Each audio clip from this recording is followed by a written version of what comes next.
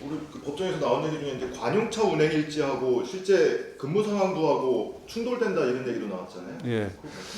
이제 관용차 운행 일지는 검찰이 유동규가 정 전 실장한테 뇌물을 준 날로 일흥에 이제 특정을 하면서 이날 유동규가 관용차를 타고 시청을 방문했다.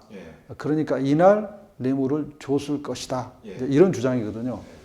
그런데 그 관용차 운행 일지를 보면 그 성남도시개발공사하고 성남시청이 네이버 지도로 재보면 1.7km입니다. 네. 그 차를 탔을 때는 5분 정도밖에 안 걸려요. 네. 그런데 차량 운행 일정에는 이제 시청 등 해가지고 20km 이렇게 돼 있어요. 그래서 우리는 이걸 믿을 수가 없다. 보통 이제 그 차량 운행 일지를 아주 세세하게 기재하지는 않거나 또는 구체적 빙임이 좀 없을 때는 그냥 누가 봤을 때 그럴듯해 보이게 기재할 수도 있는 거 아닙니까? 그래서 이제 신빙성이 없다 이런 주장을 하고 있는 거고, 더구나 이제 경기관광공사 사장 때는 경기도청에서 가서 이제 뇌물을 줬다는 거잖아요. 그런데 그 차량 운행 일지를 보면 그 하루치 운행 일지를 54km를 딱 이렇게 기재를 해놨어요. 그렇기 때문에 그 운행 일지를 너무나 포괄적이고 추상적인 기재라서 믿을 수가 없다. 이렇게 생각하고 있고, 또 하나는 이제 유동규의 근무 상황 일지. 거기 보면 이제 휴가나 이런 게 기재되어 있는데 이 차량 운행 일지에 시청을 방문했다는 날짜에 출장 기록이 없다. 이게 이제 우리 주장이고, 그것을 이제 구속 적부심 때도 다 주장을 했습니다. 그래서 우리 믿을 수 없다는 것이고, 두 번째 이제 오늘 우리가 새롭게 주장한 내용인데 2013년 2월 설 무렵에 공소사실에 보면 2013년 2월 설 무렵에 뇌물 1,000만 원을 설 떡값 명목이겠죠. 제공했다 이렇게 되어 있는데, 그래서 2월 4일자 차량 운행 일지가 있어요. 시청을 간 것처럼. 그런데 유동규의 근무 상황 일지를 보면 2월 4일부터 2월 11일까지 병가를 냈습니다. 그러면 2월 4일 날 차량을 운행하지 않은 게 맞잖아요. 병가가 맞으면. 그러니까 2월 4일 날 시청을 방문했다는 것이 무너지는 것이죠. 그리고 그 2월 11일이 2013년 설 연휴의 마지막 날입니다. 그러니까 유동규가 설날 떡값을 줬다면 설 전에 통상적으로 지급했을 거라고 상상이 되잖아요. 그런데 설 전 연휴 기간 8일 동안 이렇게 2월 4일부터 2월 11일까지 설 연휴 3, 4일, 3일과 기억되는데 포함해서 8일 동안 병가를 냈다는 거예요. 그러면 그 기간에 시청을 방문하지 않았다고 합리적으로 추론하는 게 맞지 않습니까? 그래서 그것만 보더라도 이 차량 운행 일지를 신뢰할 수가 없다. 그리고 여기에 대해서는 오늘 검찰도 자기들도 이제 너무 충격적인 얘기를 들었겠죠. 그래서 전혀 반박을 못했고 확인해서 답을 하겠다. 이 정도 답을 했습니다. CCTV 얘기도 나왔잖아요. CCTV는 이제 오늘도 법정에서 잠깐 얘기가 나왔는데 저희가 이제 공식적으로 의견서에 이제 그 부분을 넣어서 주장을 했는데, CCTV는 그 시장 집무실에 하나가 설치가 되어 있었고, 그 다음에 정 실장의 책상 뒷 위에 설치가 되어 있었습니다. 근데 이제 정정 실장의 책상이 바로 옆에 직원이 앉고 이렇게 공개된 열린 공간에 설치가 되어 있거든요. 그래서 그 책상에서 다른 직원이 같이 앉아 있는데 유동규가 와가지고 그 책상 앞에서 돈 봉투를 준다. 뭐 돈 봉투도 아니겠죠. 뭐 하여간 돈을 준다는 것은 매우 이례적이다. 상식에 부합하지 않다. 이제 우리가 그렇게 주장을 했죠. 그랬더니 영장 단계에서는 검찰은 이 책상에 지급한 게 아니라 책상 뒤에 조그만 회의실이 있는데 그 회의실에서 지급했다. 이런 취지로 주장을 했어요. 그런데 그 CCTV가 바로 그 회의실 유리 위에 있습니다. 그 회의실이 아래는 반투명 유리고 위에는 투명 유리거든요. 그러니까 천장에 있는 CCTV가 바로 회의실을 다 보고 있어요. 그러면 이런 구도에서는 회의실에서 또 뇌물을 줄 수가 없는 구도고 마찬가지로 다 다른 직원들하고 붙어있는 책상 옆에서 뇌물을 주기도 어려운 구도입니다. 그래서 검찰은 그게 CCTV가 가짜다 모형이라고까지 했었잖아요. 그런데 그 모형과 가짜라고 하는 이제 근거가 이재명 시장 다음 시장이 은수미 시장인데 은수미 시장 때 근무했던 직원이 자기가 근무할 때 봤더니 이 CCTV가 선이 연결이 잘려 있어서 작동이 안 되더라 이런 얘기입니다. 모형이라는 얘기는 아닌데 검찰은 그 선이 잘려 있어 작동이 안 되는 모형이다. 모형이라는 단어를 썼는데 모형은 아니고요. 어떤 작동이 안 되더라. 작동이 안 된 줄 어떻게 알았냐 했더니 민원이 문제를 발생해서 직원들이 그걸 핸드폰으로 촬영하고 있어서 왜 핸드폰으로 찍느냐 CCTV가 있는데 그랬더니 직원들이 저 CCTV 작동이 안 됩니다. 그래서 본인이 알았다는 겁니다. 근데 그 시점이 2018년 7월 이후겠죠. 윤수민 시장이 취임한 게 7월 2일이니까. 근데 유동규가 정진상 제 실장한테 뇌물을 줬다는 시기가 2013년, 2014년이잖아요. 그러면 5년 전에 또 2014년으로 보더라도 4년 전에 그 CCTV가 작동되고 있었는지 작동이 안 되고 있었는지를 2018년 7월 이후에 근무한 분이 어떻게 알겠어요. 그래서 이건 증거 가치가 전혀 없다.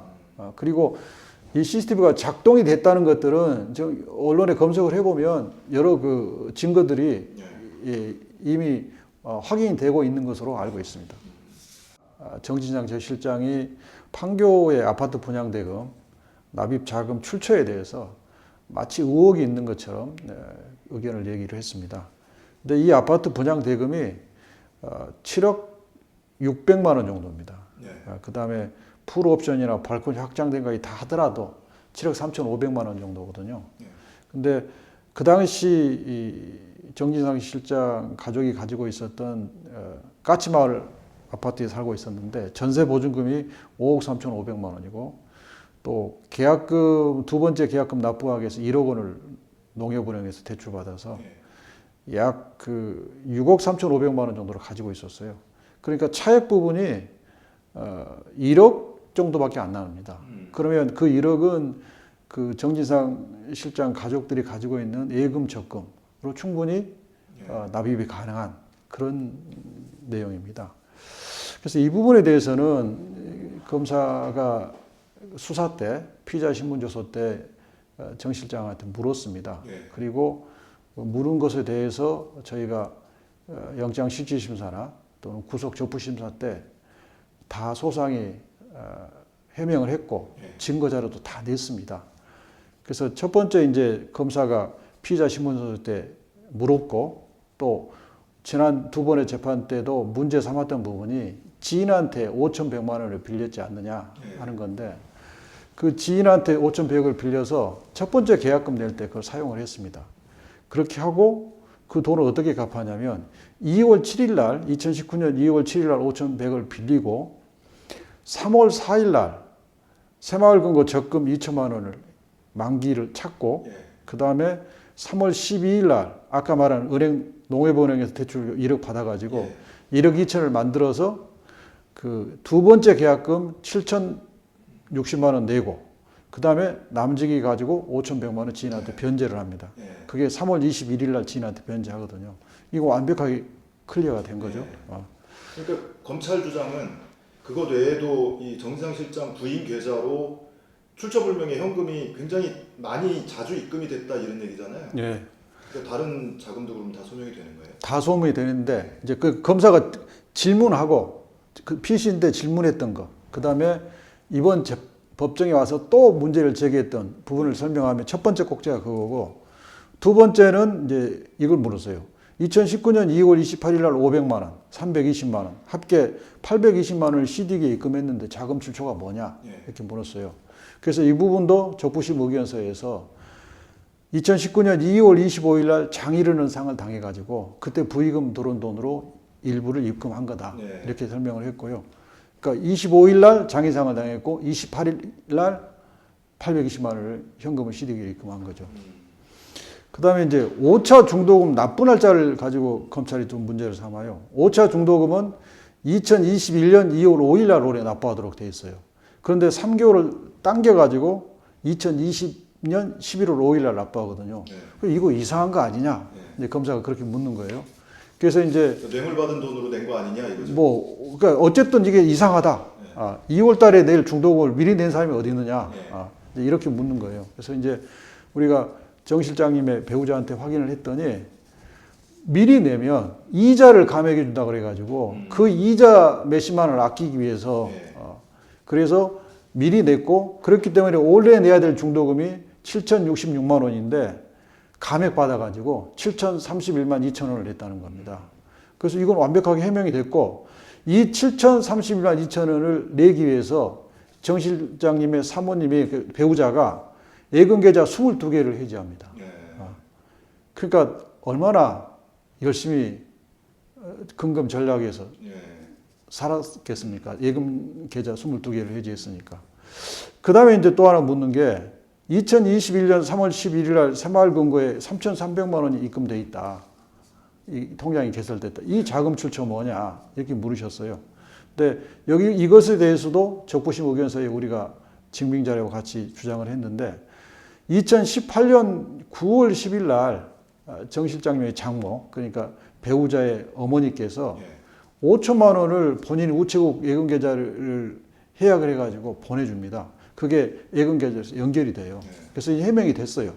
그랬더니 이제 이번 법정에서 검찰이 그런데 그 장모 명의의 계좌도 사실상 정 실장의 차명 계좌 아니냐 그런 의혹을 제시했는데 이 정 실장님의 장모님은 부산 소동 미로시장에서 지금까지 평생 야채 장사하시거든요. 그래서 이 정도의 경제 능력을 충분히 가지고 있는 분입니다. 그래서 이처럼 이제 지난 적부심 단계 때까지 이 부분에 대해서 깔끔하게 다 설명을 하고 해명을 했습니다.